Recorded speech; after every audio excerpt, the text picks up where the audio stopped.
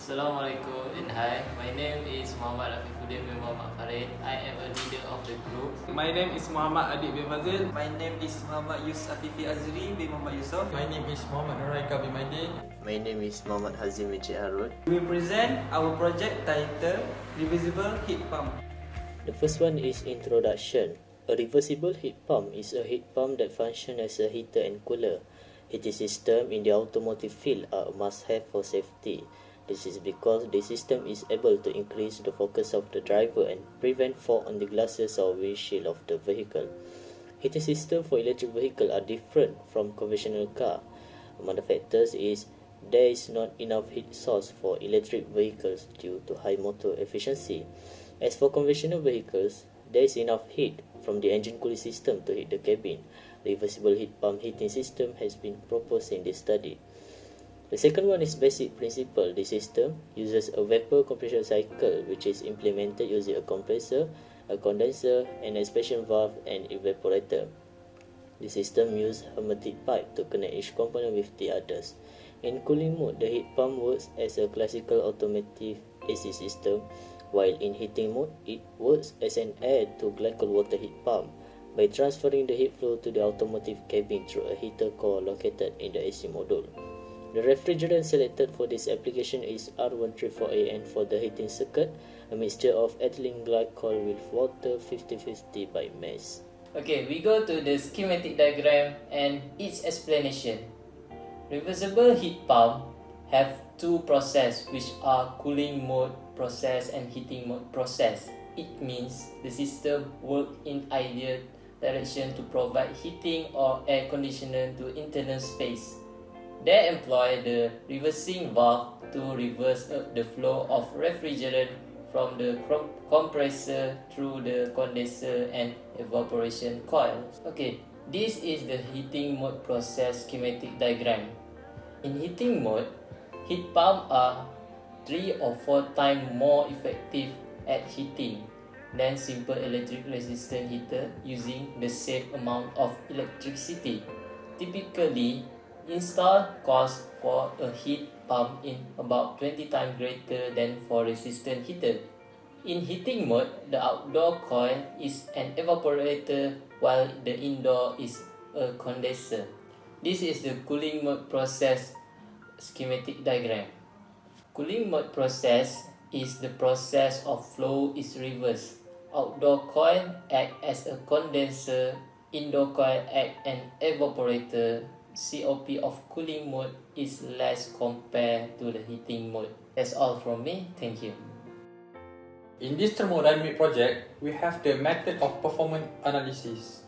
By considering the compressor used here is a mechanical compressor, a global efficiency of 90% will be considered to convert the compressor shaft power.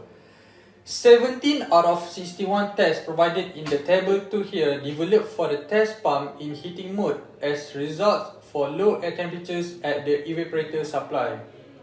16 and 17 are more representative of a realistic working condition with a cabin supply temperature close to 45 degrees Celsius. Okay, then we have the COP. COP of 1.9 to 2.1 with a heating power of the order of 4.1 kilowatt at negative 1 degree Celsius of ambient temperature. Okay, then we have the table 2 shows that the method of performance analysis. Then we have table 3. Table 3 here presents 14 of 19 tests developed in cooling mode. Only the testing condition with condenser air supply temperature higher than 35 degrees Celsius are considered in the table. As in heating mode, the heat pump performance is very sensitive. Then to the compressor speed. Test 10 is considered when a condenser supply temperature at 45 degrees Celsius. Then we have the air is supplied to the vehicle cabin at 14 degrees Celsius and the evaporator cooling capacity is at the order of 3.9 kilowatt. That gives a value of 1.8 COP number. Okay, then we have the table 3 figure. Next is the cycle about frosting and defrosting. Frosting and defrosting, we have two strategies. First strategy is defrosting by reversing the heat pump cycle, and the strategy 2 is defrosting by turning off the compressor. Then we have the three phases in the frosting and frosting diagram. Phase 1 is frosting, phase 2 is defrosting, and phase 3 is starting heating mode. That's all from me. Thank you. I will explain about performance calculation of the system. Coefficient of performance for heat pump, refrigerator and air conditioner. The formula is thermal efficiency equal to any heat as the ratio of the work it does divided by the heat input at the high temperature. The thermal efficiency represents the fraction of heat that is converted to work. The coefficient of performance COP of a refrigerator is defined as the heat removed from the cool reservoir. As can be seen, the better the refrigerator is when more heat Q-cool can be removed from the inside of the refrigerator for a given amount of work. Since the first law of thermodynamics must be valid also in this case, Q-cool plus work equal to Q-hot, we can rewrite the above equation. For an ideal refrigerator, can be derived that these formulas are applied also for air conditioner, which work very much like a refrigerator. I will explain about one example for heat pump calculation. The question is, a reversible heat pump has a coefficient of performance COP equal to 3 when operate in a heating mode. Its compressor consumes 1500 watt of electric energy. The first question, calculate the amount of heat Q-hot the heat pump can add to a room.